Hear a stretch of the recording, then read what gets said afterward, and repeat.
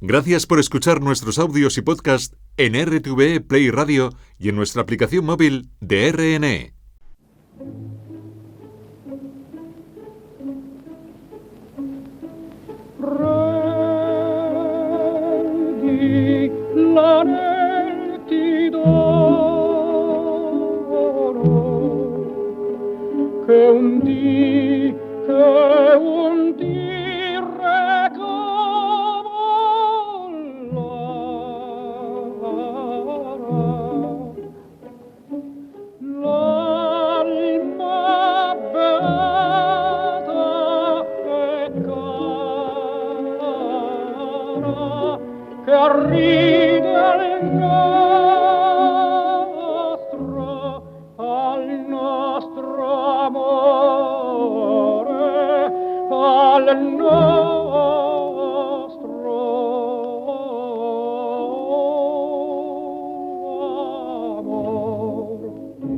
Ars Canendi, o el arte de cantar.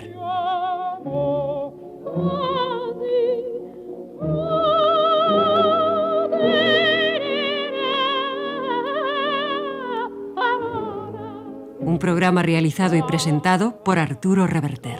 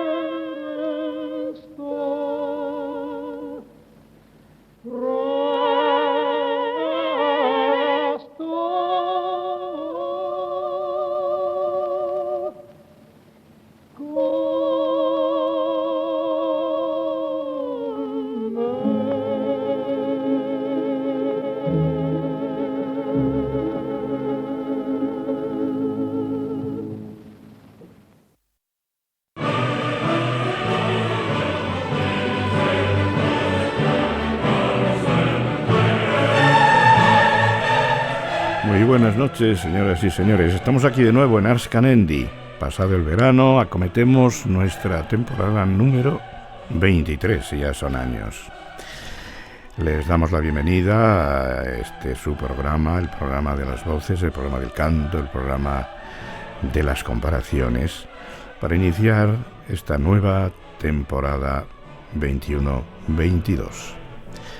Hemos dejado que la careta habitual del programa, ese dúo de La Sonámbula, de Bellini, cantado por Tito Schipa y Toti Dal Monte, concluyera, aunque es una versión en realidad reducida.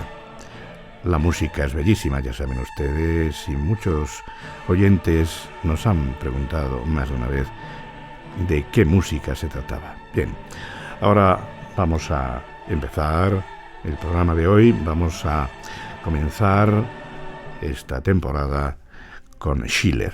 Vamos a estudiar en un par de programas, quizá a lo mejor alguno más, la relación de Schiller con la música, que fue muy abundante, como ustedes saben.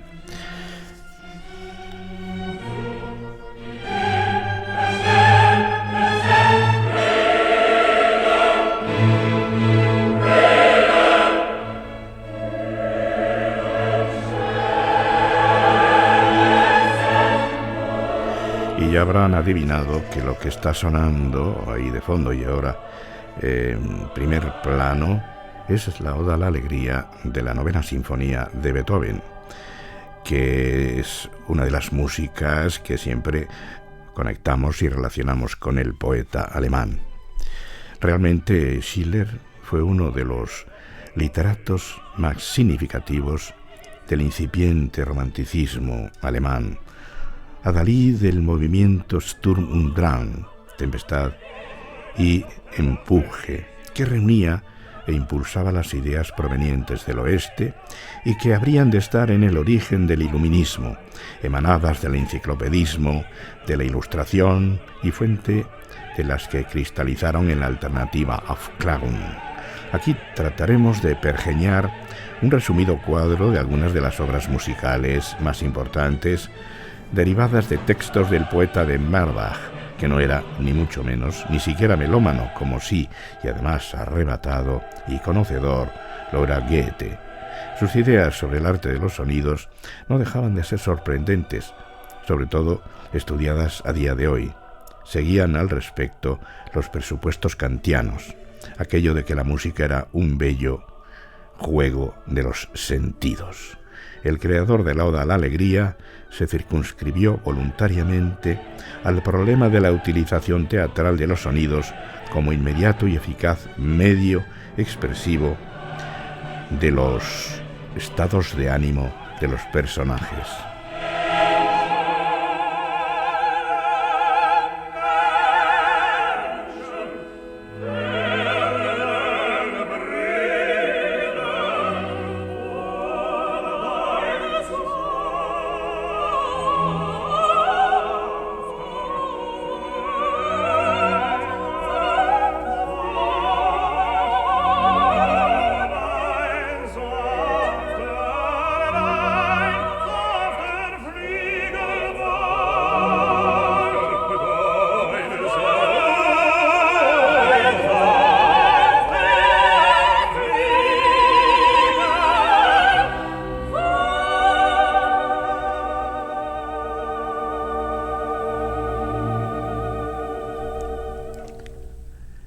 En las cartas sobre la educación estética del hombre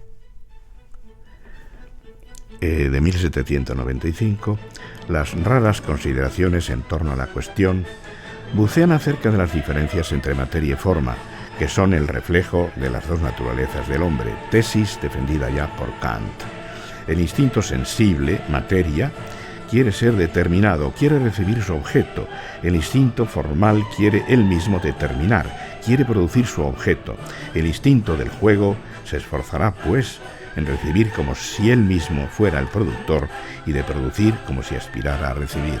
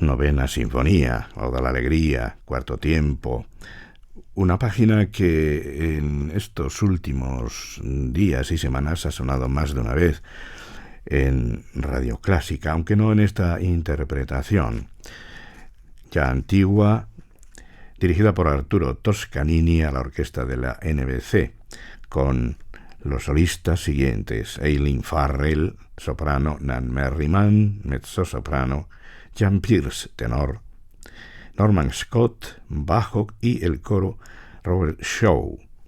Una grabación ya antigua de los años 40 y muchos, o 50 y pocos, sí, 50 y pocos, 1952. Hemos querido poner esta versión un poco para reivindicar la figura de Toscanini, que algunos modernos críticos denostan, pero que en su momento fue un director novedoso, progresista, importante y delimitador de estilos. Siempre se lo comparó con Furtwängler, que era muy diferente, dos estéticas muy distintas. Estas ideas de libertad schillerianas fueron captadas por numerosos compositores, no solamente por Beethoven, claro, prerrománticos, románticos y posrománticos, que las sirvieron a través de pentagramas del más diverso signo, de la ópera al Lied, pasando por la cantata, el oratorio, el coro, la música incidental o el poema sinfónico. Por supuesto que Beethoven fue uno de ellos, como digo, quizá el que más impulsó ese mensaje desde los potentes acentos del final de su 9ª sinfonía que acabamos de escuchar. A través de la música, el compositor alemán servía con fuerza unos ideales que se proyectaban poderosamente en los espíritus libertarios. Nadie puede diluir el sentimiento de que los que se expresan de tal forma son víctimas de una injusticia, apuntaba Dalhaus. No deja de ser curioso, en efecto, que un escritor como Schiller suscitara tanto interés en compositores de toda la haya. Las palabras del literato produjeron, servidas por músicas adecuadas, encendidas reacciones, clarificadoras visiones de un mundo mejor. Ese mundo ideal que persiguió durante toda su vida y que tantas veces no se alcanza por las fuerzas exteriores que coaccionan al hombre y a la sociedad, y que únicamente pueden ser vencidas a través del arte, sola vía para modelar al hombre perfecto.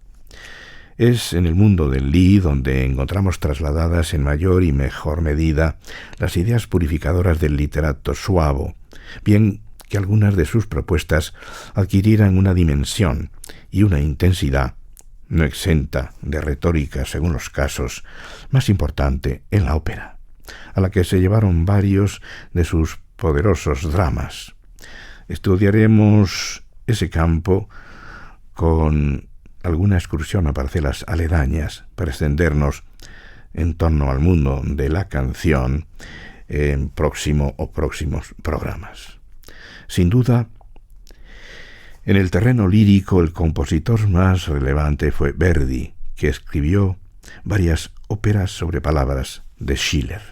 La primera fue Giovanna d'Arco, de 1844-45, sobre la doncella de Orleans.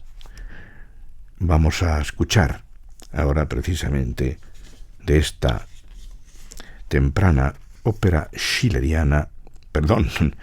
verdiana sobre texto de Schiller, un aria muy hermosa, Sotto una quercia per vermeli, cantada por el gran Carlo Bergonzi, con intervención de coro y la dirección de Nello Santi.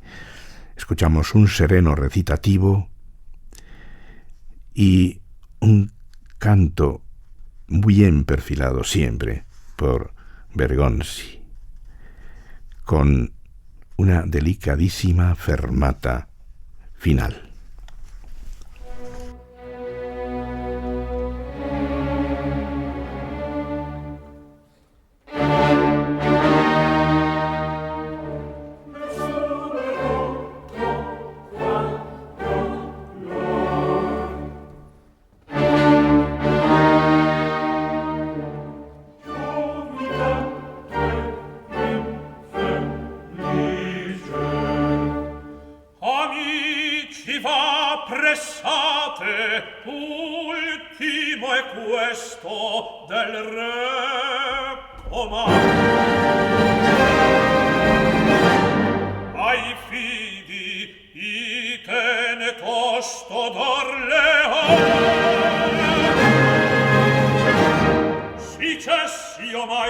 sangue che su me ricade.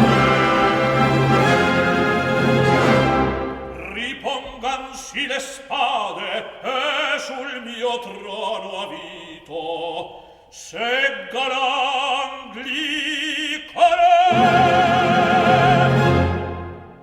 Dal giuramento io scelgo non di fedeltà. Teste prostrato a terra, fervidamente orai, che se volere era del cielo punirne fan de colpe, percuotesse me solo il suo flagello.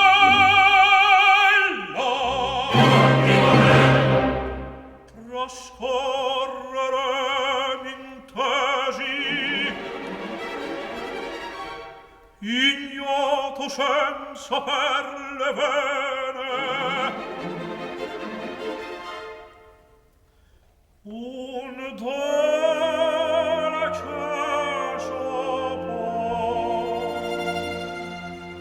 fin di se.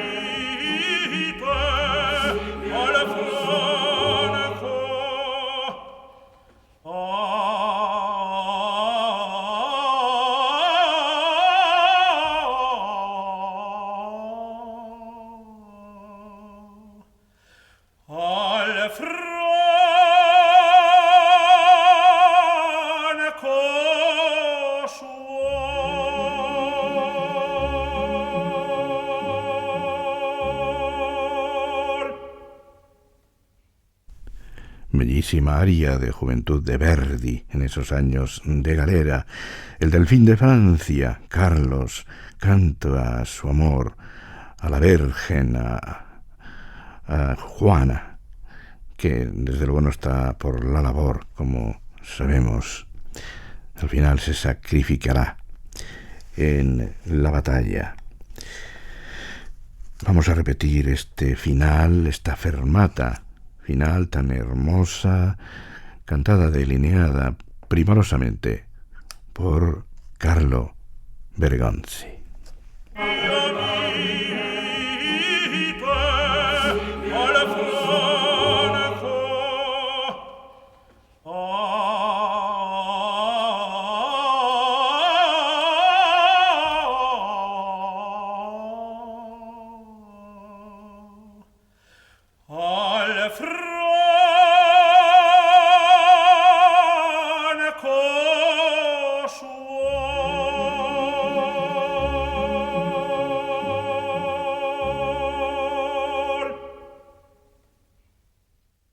Como siempre, Bergonzi en su punto.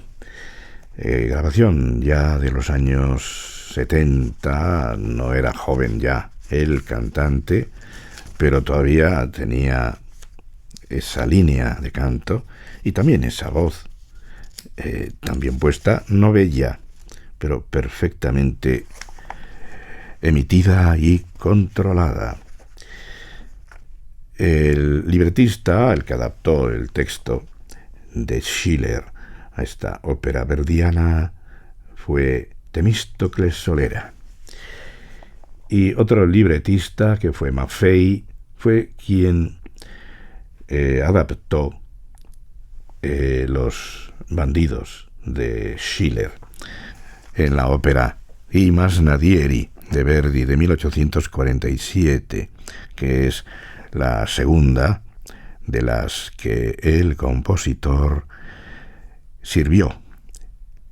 Son, sí, dos obras menores de los años de galera, irregulares y que superficializan en exceso el contenido original, más penetrante en lo relativo al tratamiento histórico, político y humano por parte del poeta, claro. Pues para ilustrar lo que hizo Verdi en I Masnadieri con el texto de Schiller, vamos a escuchar otra aria, también muy hermosa, come splendido e grande di ladrone attorniato, en la voz de Bergonzi, que realiza hermosas frases en arco, con manejo de las dinámicas muy sabio y con un legato verdaderamente magistral. Lo vamos a comprobar de nuevo escuchando esta aria de I Masnadieri. Come splendido e grande il sol tramonta, degno e bene che s'adori.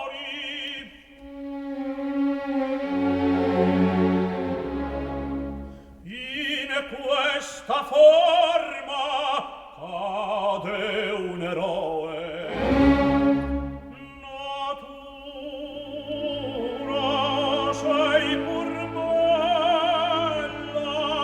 Sei pur bella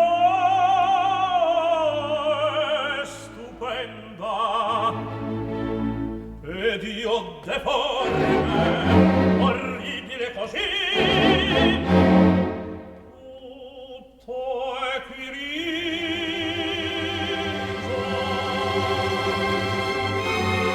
Io sol trovo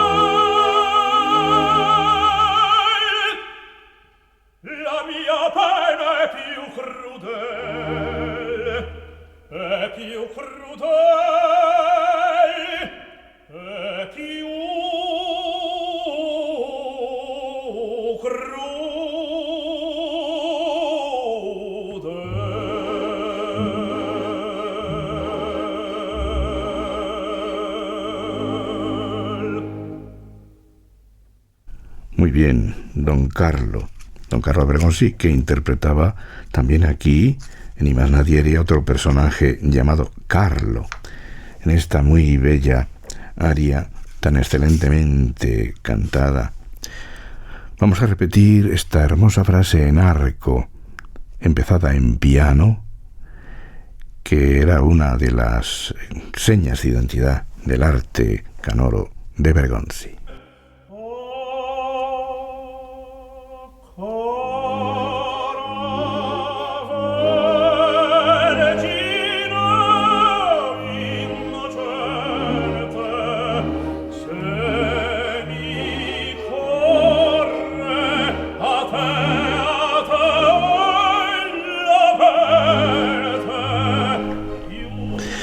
Vamos a ir al final para escuchar esta otra frase en crecimiento que nos lleva al la bemol agudo.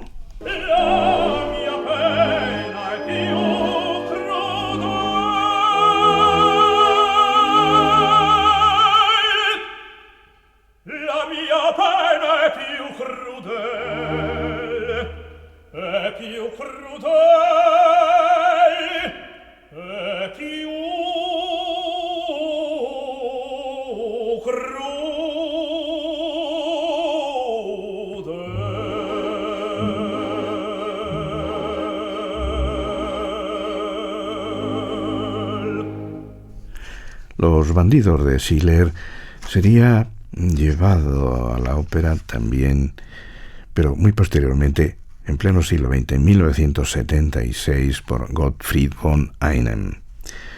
La tercera ópera verdiana sobre Schiller fue Luisa Miller, de 1849, una obra ya casi de madurez que preludiaba el famoso tríptico Rigoletto, Il Trovatore e la Traviata. Verdi elaboró los pentagramas a partir de la obra de Schiller, Intriga y Amor, Cabale un Liebe.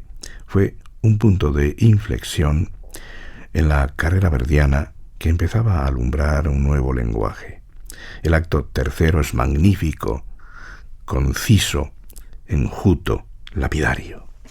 Y para demostrarlo, tenemos aquí el final de la ópera, el terceto final, que cantan Luisa Miller, su padre, Miller, y el conde Rodolfo, que nos muestra el arte verdiano, la combinación de voces, que desde luego nos deja atónitos.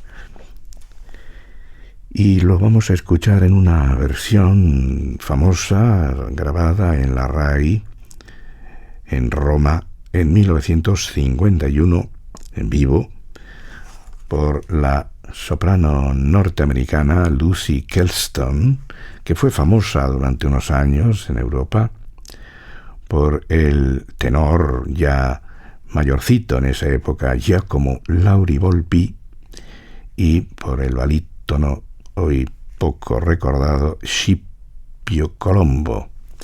Los tres, dirigidos nada menos que por Mario Rossi,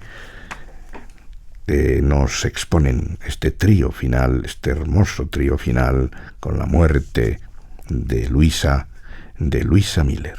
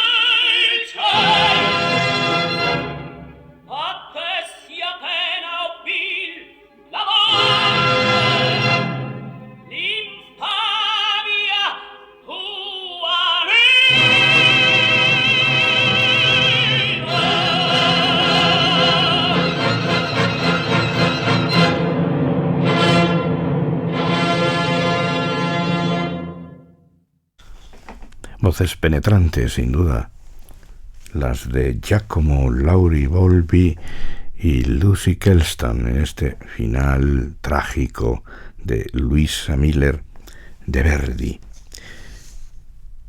Desde luego, la mejor de las óperas verdianas con texto de Schiller fue la cuarta. Antes decíamos que la última era la tercera. No, la última es la cuarta, que es Don Carlo, estrenada en París en 1867 en francés y revisada en 1882-83 en italiano. Aquí la ampulosa y extensa tragedia histórico-política de Schiller, basada en textos y en hechos no comprobados en la España negra, muy discutible desde distintos puntos de vista, alcanzaba un aliento dramático excepcional con instantes maravillosos. Y uno de ellos, podríamos enumerar muchos, por ejemplo, la famosa aria de Felipe II. Uno de ellos es el dúo de Felipe con el gran inquisidor, que es una página que realmente Verdi se sacó de la manga con total libertad, pero valió la pena porque el dúo es extraordinario y pone frente a frente a dos voces de bajo. Uno, un bajo, podríamos decir bajo cantante, que es Felipe II, y otro, un bajo negro, bajo profundo, que debe ser el Inquisidor. Aquí vamos a escuchar un fragmento de este dúo, extraído de una versión un poco conocida, grabada en vivo en Viena en 1970 y dirigida por Horst Stein. Aquí cantan como Felipe II, Nikolai Eurov, y como el gran inquisidor Martí Talvela, dos grandes voces de la época, más lírica, más modulada, más bella, la de Eurov, más profunda, más lapidaria, más berroqueña, la de Talvela. Vamos a escuchar un fragmento de este gran número de Don Carlo de Verdi. Per traversare i dolenti in cui viviamo, nella mia corte invano, cercato quel che bramo, un uomo, un corleone, io lo trovai, perché onore, perché io non è tu di re, sì re, sei tu la paria che non più frote, le idee dei novator inteso penetrate, infrangere tu hai mandato a me, mai, il santo gioco è stesso sopra l'ora per la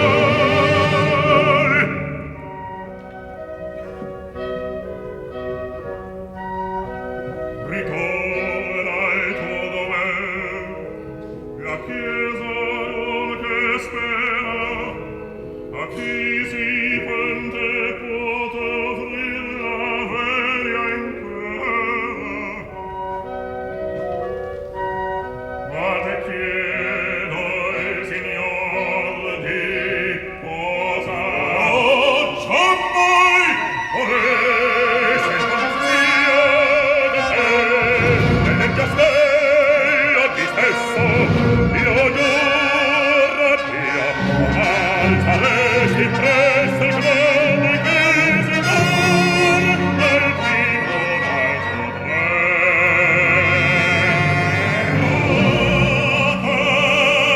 Troppo soffrire il tuo parlar,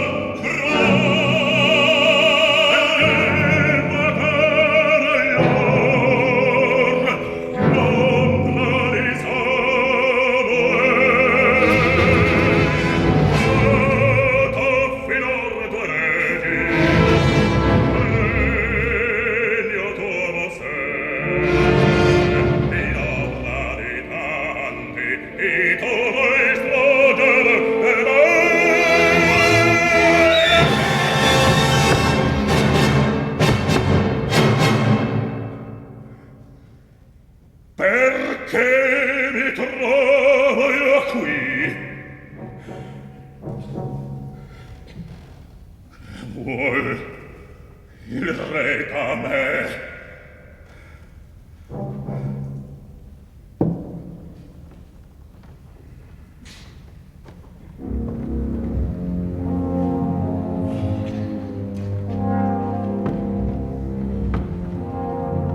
Mio padre,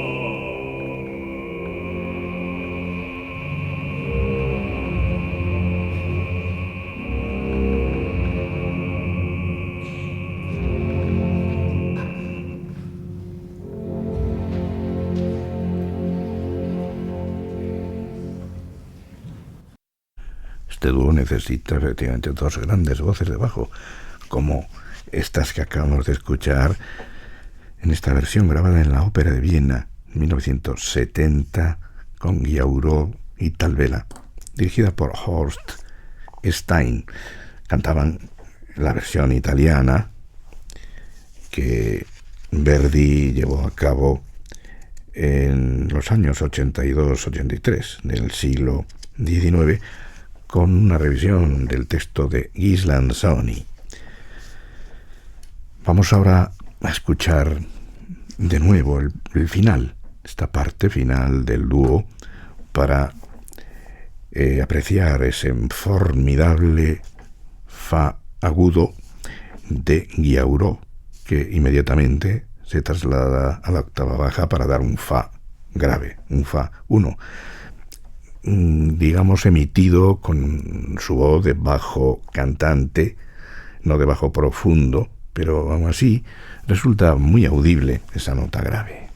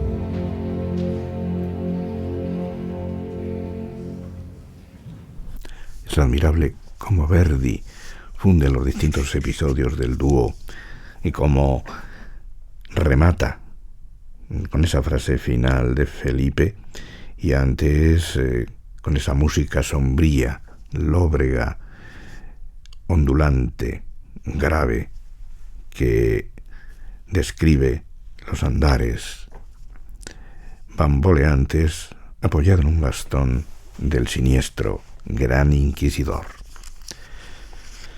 Por su parte, otra obra de Schiller, La novia de Mesina, mereció la atención del checo Zdeněk Fibiš, que estrenó una ópera del mismo título en los mismos años que los de la revisión verdiana del Don Carlo, en los años 1882-83.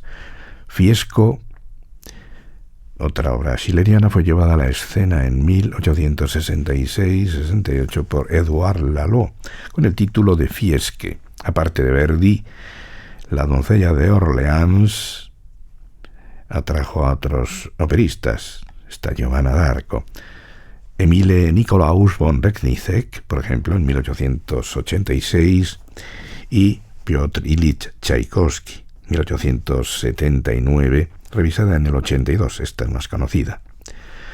La lista es aún más larga. Kreutzer, Weber, no el famoso compositor de Oberon, sino Bernard Anselme Weber, Carafa, Balfe, Damrosch, Bruch, Mermet, casi todos inspirados en el drama, en los dramas de Schiller, y concretamente muchos de ellos en esa doncella de Orleans.